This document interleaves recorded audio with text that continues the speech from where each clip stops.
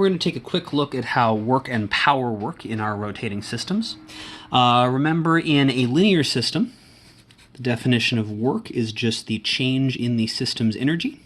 And the way that we could find that was either integrating the force with respect to the position, or for a constant force, we could just do the force dotted with the displacement. And remember, if the force is just assigned to be in the x direction, then you only need to look at, if you're doing a dot product, the component of the displacement that is parallel to the force. And so if the force is in the x direction, then we can just use the displacement in the x direction. And if you just leave the signs of these in here, you'll wind up getting the right answer. If the force and the displacement are in the same direction, whether they're both positive or negative, you'll get positive work done. And if they are in opposite directions, you'll get negative work done. We can do the exact same thing in rotational dynamics by just switching the appropriate symbols to their rotational equivalents. And so work is still going to be the change in energy. That hasn't changed. I'm going to make sure I make this W not look like an omega. So work is change in energy.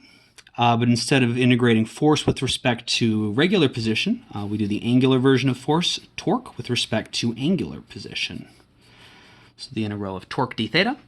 Or if we have a constant force, we can use this equation. So with a constant torque, we can dot it with the displacement. The nice thing is, since the torque is always just either going to be clockwise or counterclockwise, and the displacement's also just going to be clockwise or counterclockwise, it's sort of the rotational equivalent of parallel, and so we can use this slightly simpler one and not worry about the dot product. We can just do the torque times the angular displacement.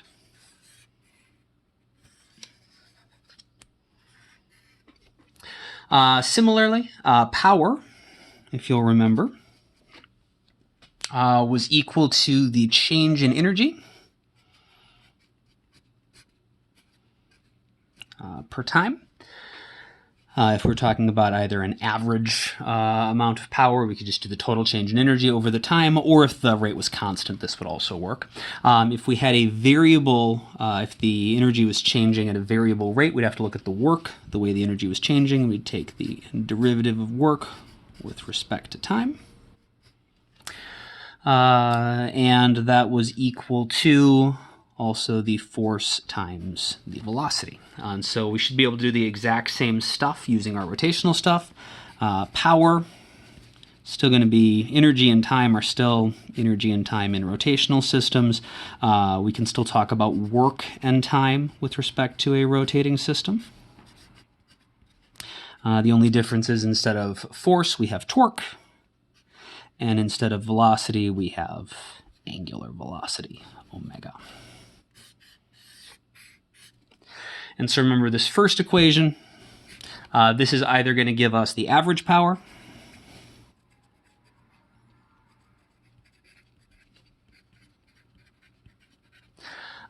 or you can use that to figure out the work, the power if the power is a constant value, you can just use this equation.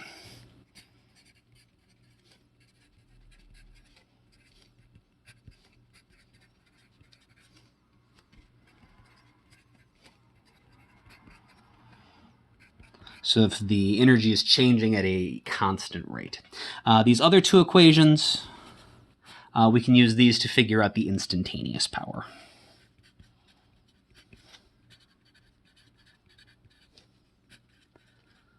So they'll tell us how much energy is entering the system per second at a particular moment, as opposed to our average. And so we can use these to do some problem solving. Just do a quick problem here.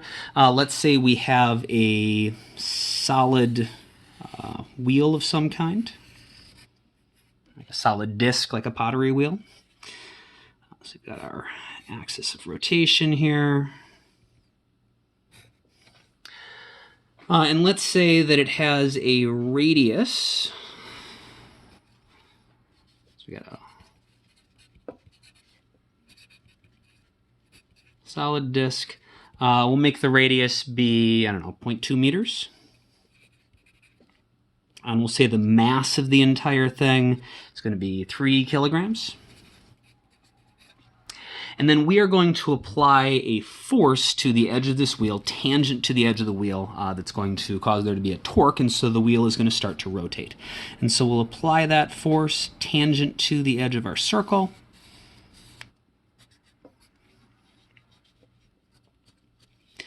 So that is a 90-degree angle. I know the perspective is a little weird, but the radius should be perpendicular to a tangential force. And we'll say our force is going to be 10 newtons. So we have a constant 10 newton force applied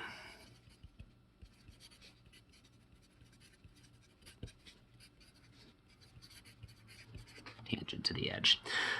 This is tricky to do in real life because whatever you're driving this with, as the wheel starts to spin faster and faster, it can be difficult to always be pushing it at the same rate, but you could certainly design something that would do this, or at least get close. And so what we want to figure out is, after one full revolution,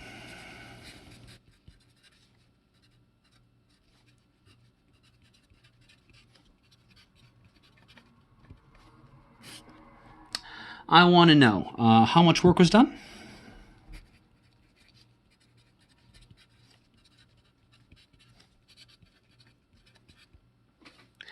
I want to know what the final angular speed is.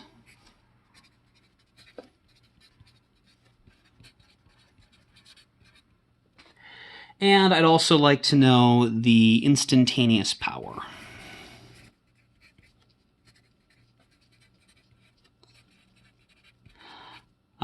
Specifically instantaneous power right at the end.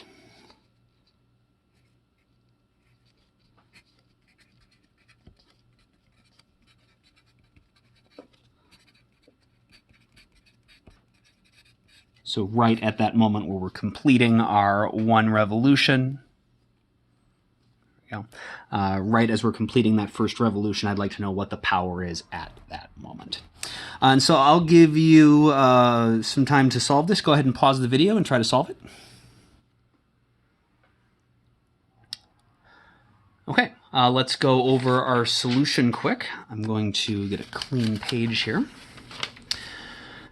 So we've got our wheel.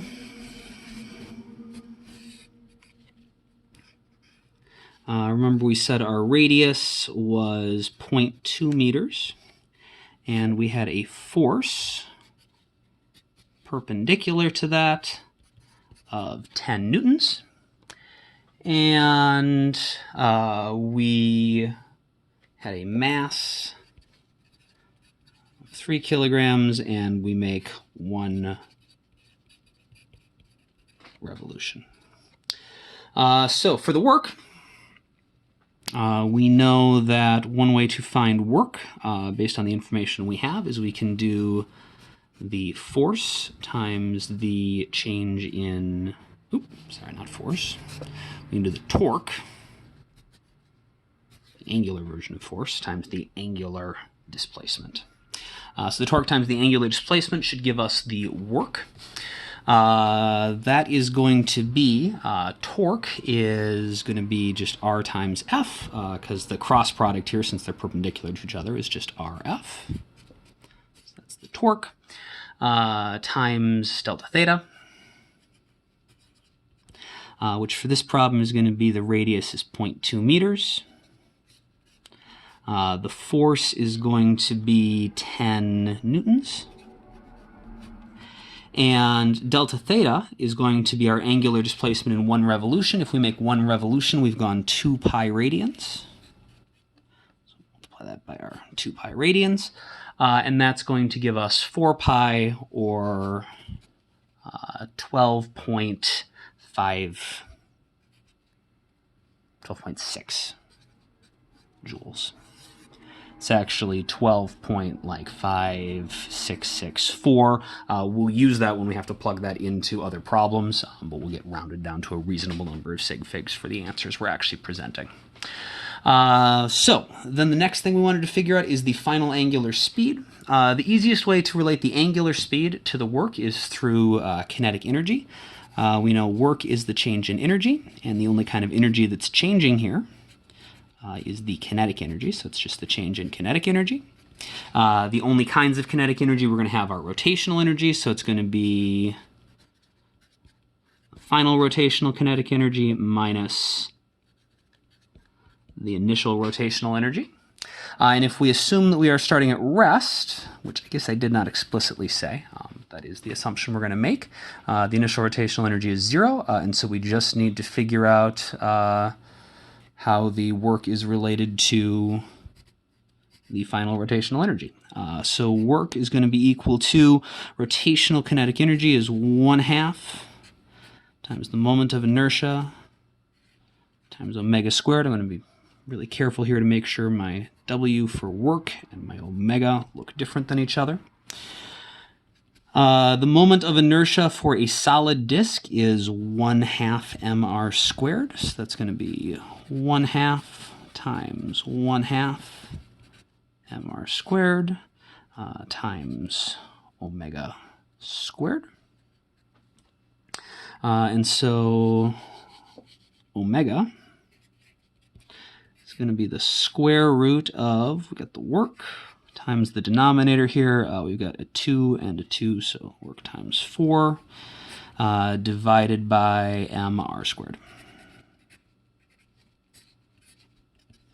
So that's going to be the square root of 12.6-ish, but you want to actually make sure you use this, longer number or have it saved in your calculator, times 4 divided by 3 times 0.2 squared, which is going to come out to be about 20.5 radians per second. And I guess the actual number, with a few extra digits, is 20.4665. And so again, we'll use that if we need to plug that into plug this into any other equations. But 20.5 is good if we're rounding. And then the last thing we need to find is power. I'm running out of space here. Let's do power over here. We know power is just equal to the torque times the angular velocity. And since the torque is RF, and omega is just omega, we can multiply those three things together, so we'll get 0.2 for the radius, 10 for the force, and 20.5, but again, I really want to use this number that doesn't have any rounding errors in there. And it turns out that's going to come out to be about 40.9 watts. So 40.9 watts means that as this is coming around, as it's making its full revolution, we're adding 40.9 joules to it every second. I'd like to point out that the rate of power in this particular case is actually continually increasing. Remember, the work is equal to the force times the displacement. And so at the beginning, when the wheel's not spinning very fast, it's not going to have a very large displacement every second, and so we're going to get a relatively small amount of work being done to it. But as it's spinning faster and faster, at the end it's going 20.5 radians per second, we are going to have a significantly larger amount of work, because when we multiply our force times that larger displacement we get every second, we're going to have more work being done every second, and so we get a larger power. And so this is the power as it's completing one revolution. It is not the power the entire time. Earlier it would be less than this, later on it would be more than this.